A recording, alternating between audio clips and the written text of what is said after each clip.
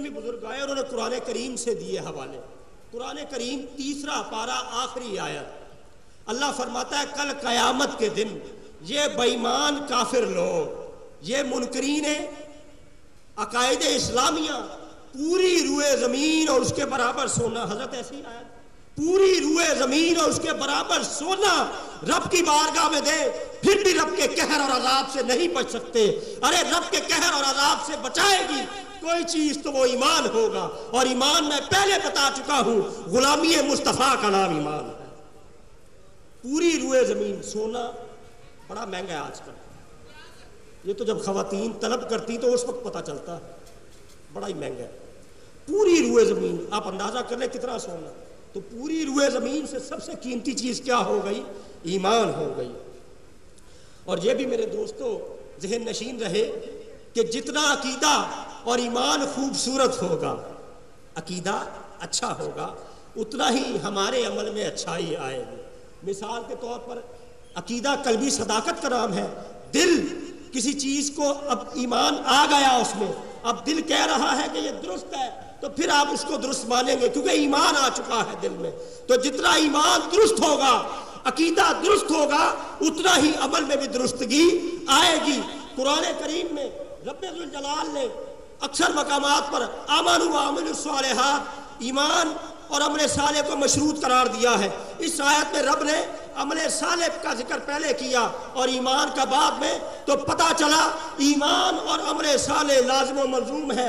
ارے میں اور آپ میرے دوستوں اور بزرگوں جن ہستیوں کے پاس آتے تھے ان کے عقیدے بھی پکے تھے، ان کے عمل بھی پکے تھے، ان کے عقیدے بھی اچھے تھے، یہ ان کے عمل بھی اچھے تھے جن کے پاس آتے ہیں. اور ابھی مجھ سے پہلے بزرگ فرما رہے تھے ہم کسی وہ چرسی ٹالی ککر شاہ کے پاس نہیں جاتے. اکثر لوگ ہم پر اعتراض کرتے ہیں کہ جتنے جاہل ولی اللہ. میں لاہور سے آنے لگا، میں نے بتایا کہ میں جس ہستی کے عرس پر جا رہا ہوں دنیا اس کو فقیہ اعظم کہتے ہیں.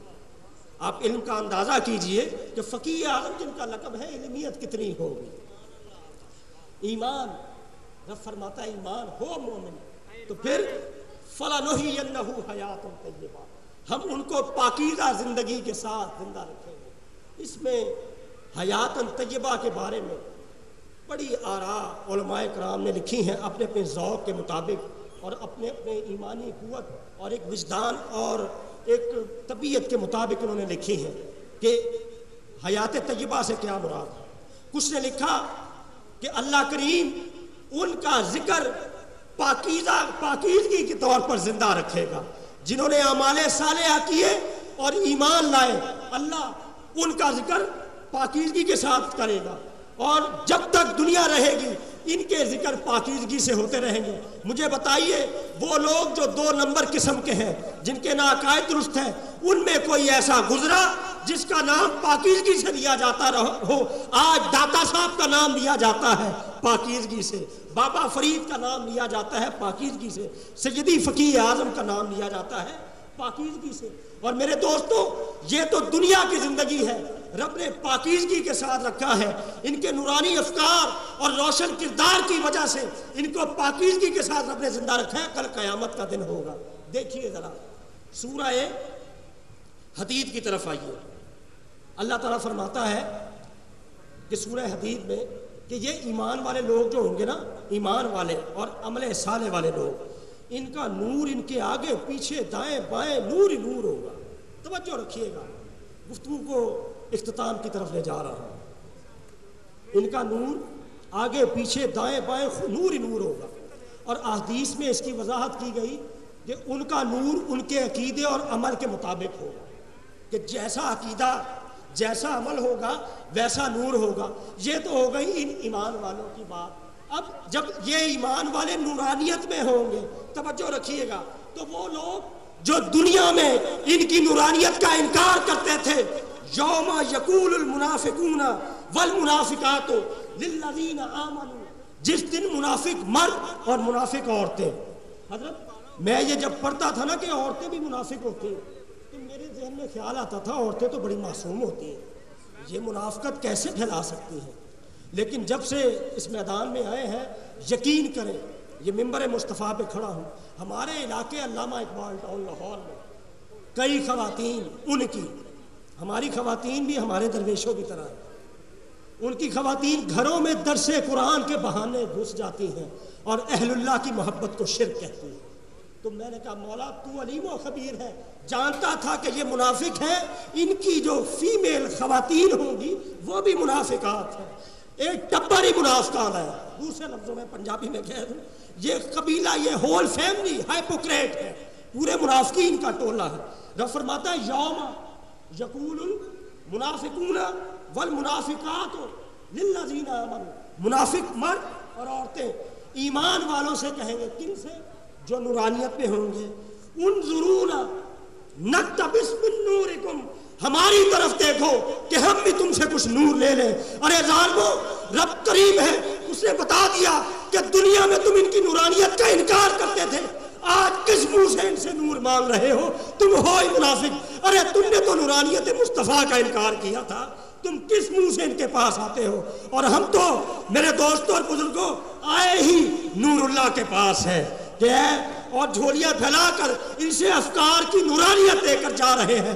ہمارے قبلہ فقیہ اعظم نے وہ زندگی بسر کی. میں آپ کو بتاتا چلوں کہ 60 اور 70 کی دہائی میں جب کالجز اور یونیورسٹیز میں سیدی مرشدی مودودی کے نعرے لگتے تھے، انہی ہمارے بزرگوں نے یونیورسٹیز اور کالجز میں سیدی مرشدی یا نبی کے نعرے بلند کروائے. یہی ہمارے بزرگ تھے. اور میرے دوستوں، بڑے بڑے باطل فرقوں نے اور سیاسی ٹولوں نے ان کو ساتھ ملانے کی کوشش کی، لیکن فقیہ اعظم کا یہی جواب ہوتا تھا، تم اپنے مہر تابہ سے جا کے کہہ دو اپنی کرنیں سنبھال رکھیں، میں اپنے صحرا کے ذرے ذرے کو خود چمکنا سکھا رہا ہوں. میں اپنے صحرا کے ذرے ذرے. نعرہ رسالت، سیدی مرشدی، سیدی مرشدی، فیضان حضور سیدی فقیہ اعظم. میں اپنے صحرا کے ذرے ذرے کو خود چمکنا سکھا رہا ہوں. میرے دوستوں، میں جب آ رہا تھا نا اس درسگاہ میں تو میں سوچ رہا تھا کہ اللہ کے ولی کے قدم لگنے سے دیکھیے قال اللہ و قال رسول کی صدائیں بلند ہو گئی. یہ کیا تھا؟ جہاں پر فصلیں پکتی تھی آج ایمان پختہ ہوتے ہیں. یہ ہے فقیہ اعظم کی زندہ کرامت کہ آج ایمان پختہ ہوتے ہیں. ایمان کی پختگی اور عمل میں صالحیت ملتی ہے تو انہی صالحین کے در سے ملتی ہے، کیونکہ رب نے پہلے فیصلہ کر دیا ہے وَقُولُوا مَعَ الصَّادِقِينَ، سچوں کے ساتھ ہو جاؤ. ہمارے پاس لاہور میں کالجز میں جب ماں باپ بچے لے کر آتے ہیں کہ جی اس سے ڈاکٹر بننا ہے، کیا بننا ہے؟ ڈاکٹر. تو ہم کہتے ہیں میڈیکل کالج میں لے کے جائیے. انجینئر بننا ہے تو انجینئرنگ کالج میں، کمپیوٹر سیکھنا ہے تو کمپیوٹر کالج میں. اگر کسی نے صالح بننا ہو تو رب نے فیصلہ کر دیا کہ وَقُولُوا مَعَ الصَّادِقِينَ، نیک بننا ہے تو کسی مرد مومن کی صحبت چاہیے. اور میں آپ کو بتا چکا ہوں مرد مومن ہوتا ہی وہ ہے جس کا عقیدہ بھی درست ہو، جس کا عمل بھی درست ہو. خالی شلواروں اور داڑھیوں کو دیکھ کر یہ عمل اور عقیدے کا فیصلہ نہ کیا کرے. اور کردار میں نورانیت آتی ہی انہی کی وجہ سے. آخری حوالہ ان کی کتابوں سے، اس کے بعد اجازت. اشرف علی تھانوی صاحب اپنی کتاب افاظات یومیہ میں 1940 میں تھانہ بھون انڈیا سے چھپی، وہ لکھتے ہیں کہ میں نے کوئی ایک ایسا کام کیا تو مجھ میں ظلمت آ گئی. اب پتہ نہیں انہوں نے کیا کام کیا ہوگا، یہ مجھے نہیں پتا. معذرت کے ساتھ ہم کسی کے بزرگوں کے بارے میں، ان کے بزرگ ہیں ہمارے نہیں، تمیز سے بات کرتے، ہمیں بزرگوں نے تمیز سکھائی. وہ کہتے ہیں کہ میں نے کوئی ایسا کام کیا تو مجھ میں ظلمت آ گئی، معاملہ خراب ہو گیا تو پھر خیال کیا کہ ظلمت کو اہل نور کی صحبت سے دور کیا جائے. تو زندوں میں کوئی نہیں ملا تو 3 کوس دور ایک بزرگ کے مزار پر گیا تو میری ظلمت دور ہو گئی. ارے تم ہماری نہیں مانتے کہ اپنے وڈیاں نہیں مان لو. او علامہ خطیب پاکستان مولانا محمد شفیع اقاڑوی رحمۃ اللہ علیہ فرمایا کرتے تھے جنہیں وڈیاں دی نہیں مننی ساڈی کتھوں مننی ہے، کیونکہ جڑا اپنے پیو دا نہیں آگے ڈیش ڈیش. تو ظلمت دور ہوتی ہے اہل نور کی مجلس سے، ان کی سنگت سے. اور میرے دوستوں اور بزرگوں، میں آپ سے یہ پوچھنا چاہوں گا کہ حضرت فقیہ اعظم سیاست میں نہیں آئے، حضرت الیکشن نہیں لڑا، بتائیے اس وقت کس کا ساتھ دیا؟ آج معذرت کے ساتھ مجھے اجازت دیجیے، ہمارے وہ بزرگوں کی اولاد باطل حکمرانوں کے ساتھ جا کر مل گئے ہیں اور سنیت پر کے لیے کلنک کا ٹیکا بن چکے ہیں. انہوں نے ہماری گردنیں جھکا دی ہیں.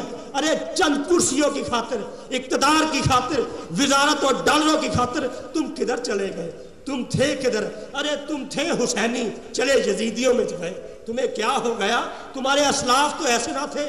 میں جب ان کو اور ان کو دیکھتا ہوں تو رب کی عزت کی قسم میں دیکھتا ہوں کہ یہی انہی کی زندگی تھی، کہ زندگانی تھی تیری مہتاب سے تابندہ تر، خوب تر تھا صبح کے تارے سے بھی تیرا سفر. کہ اے فقیہ اعظم، اے بصیر پور کے روشن چراغ، جس نے اپنی فقاعت کی نورانیت سے ایک جہاں کو منور کر دیا اور کائنات کو یہ بتا گیا کہ اللہ کا ولی اور عالم ربانی ہوتا ہی وہ ہے جو قرآن و حدیث میں تدبر و تفکر سے کام لے اور جاتے جاتے دنیا کو مرکز، جانشین اور تحریری صورت میں وہ سرمایہ دے جاتا ہے کہ رہتی نسلیں بھی اس کے افکار نورانیہ سے مستفید ہوتی رہتی.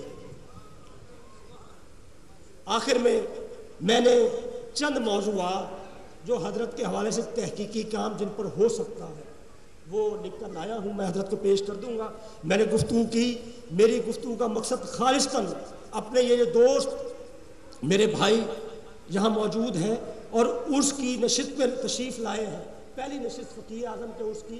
ہم یہ بتانا چاہتے ہیں کہ ہمارے جن عرسوں میں ہم شرکت کرتے ہیں وہ شریعت کے مطابق، یا ڈھول باجے گانے میلے سرکس نہیں ہوتے. کوئی نہیں یقین تو آ کر دیکھ لے. کو میں انجیل تو نہیں نہ پڑھ رہا یہاں، کو گیتا تو نہیں نہ پڑھ رہا، وہ ٹی وی پہ آ کر سوٹڈ بوٹڈ مفکر گیتا اور انجیل پڑھ کر لوگوں کو ورغلاتا رہتا ہے. میں نے تو قرآن پڑھ کے آپ کو بتایا ہے نا، قرآنی ریفرنسز دیے ہیں نا. تو ہم یہ شریعت کی پاسداری کرتے ہوئے میں نے گفتگو کی. اگر اس میں مجھ سے ہم سے سننے کہنے میں کوئی غلطی ہوئی ہو تو اللہ تعالیٰ سے معافی کا طلبگار ہوں. اللہ تعالیٰ یہاں میری حاضری کو قبول و مقبول فرمائے. والسلام علیکم ورحمۃ اللہ وبرکاتہ.